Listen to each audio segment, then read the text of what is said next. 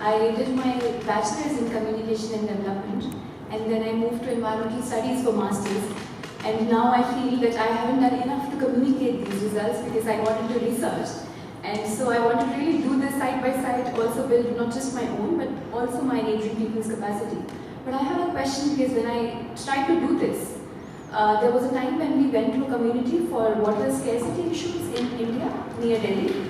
And I remember when we communicated the problems to them, and we tried to tell them, okay, you have to raise your voice, and now you have to talk to the government.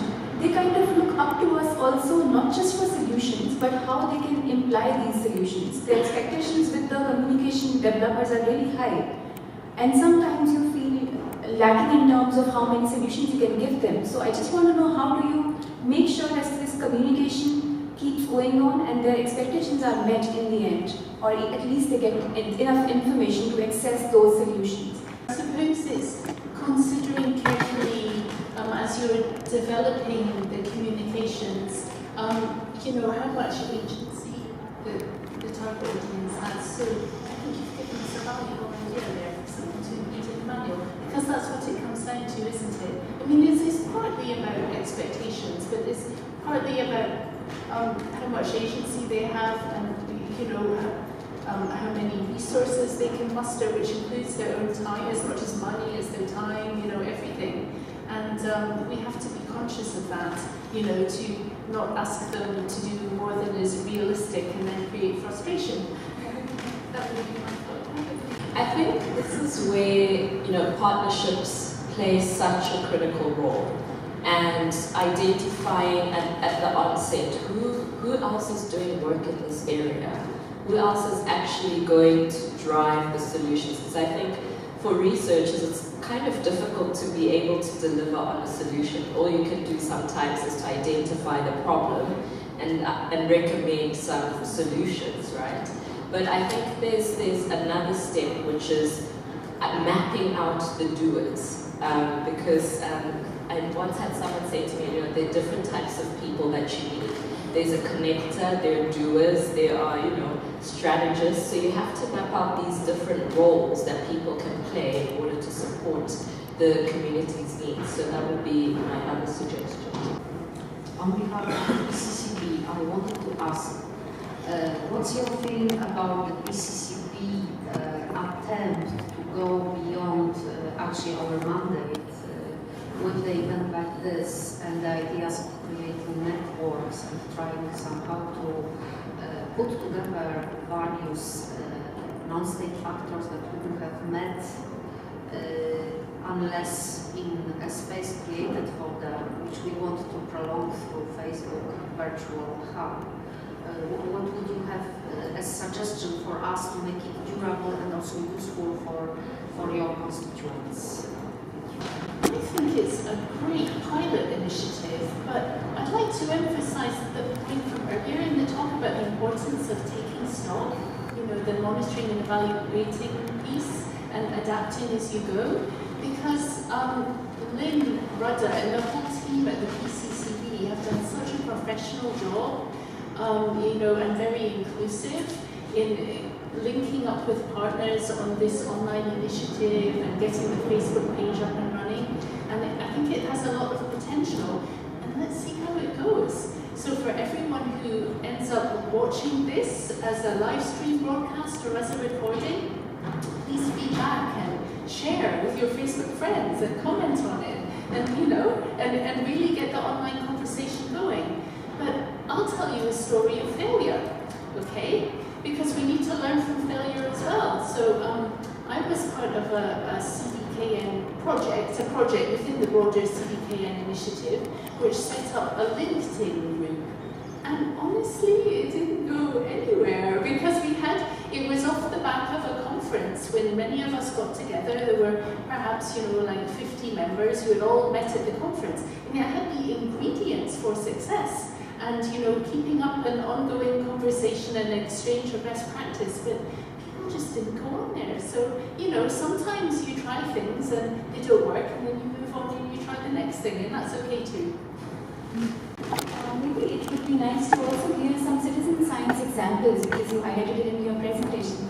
I would really like to know from your experience on the ground, how does it work and how people participate, what kind of barriers do you think come and you then take over those barriers? I'll come back to the really good project in Lima, Peru. That was a partnership involving University College London as well as the local universities and communities. And the citizen science there involved both mapping with paper and pen and also with mobile apps. The different risks and vulnerabilities I was referring to that were encountered in the slum neighborhoods, in these very low-income neighborhoods.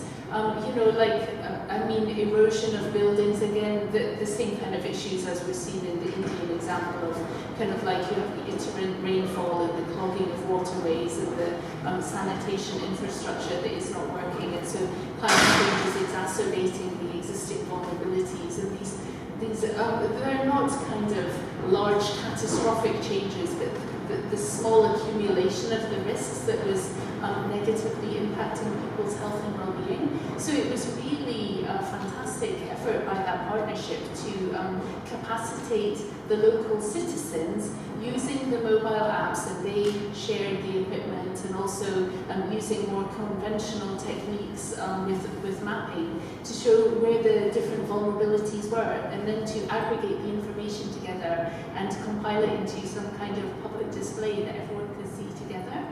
So that was a good example.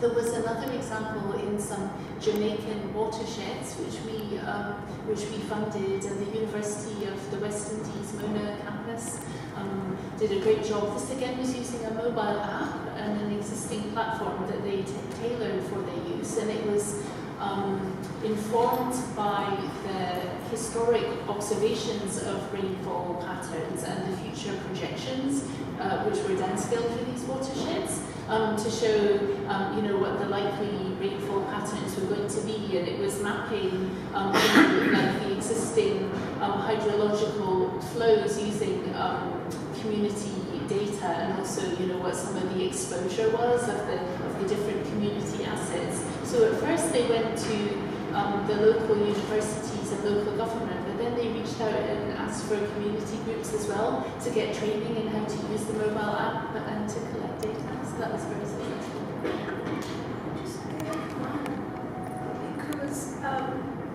Because as you referred to the mobile data and quite a bit, there was in Ghana, Mozambique, and I think it was Senegal, where there wasn't really that much access to mobile phones. And this one was, or the study was around how you can get early warning to the communities. And what they did was, for example, a chief or a religious leader in the community would have a mobile phone. He'd get the message, and then he would then have to, via their normal modes of communication, spread the message. And what it showed was it's highly effective actually. Even with just one person having a mobile app, the message getting out using the traditional channels of communication. So that was quite a nice result, yeah. Actually, your failure example, it started to ring a bell, because that PCCB has now established Facebook sites for all of our working groups, and if there is a site for discussion, the people will join and will stay there if there is something interesting going on. And now, I ask your help. Please join those PCCB working groups. So Lynn can tell you probably that how you find them, but since you have a lot of good experiences, so I plead that you will join, and your presence there will definitely attract also other people, and I hope that it's also useful for you.